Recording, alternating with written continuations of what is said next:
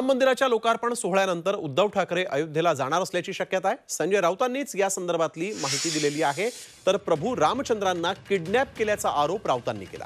त्याला नितेश राणेंनी उत्तर देत आमच्या देवाला कोणी किडनॅप करू शकत नाही की वाकड्या नजरेनेही पाहू शकत नाही असा इशाराच दिलेला आहे।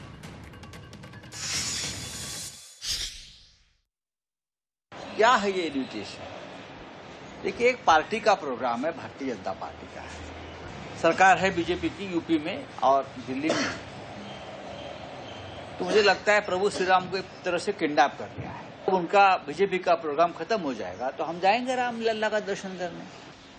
ये चुनाव का जुमला है, अब उनको कौन रोकेगा?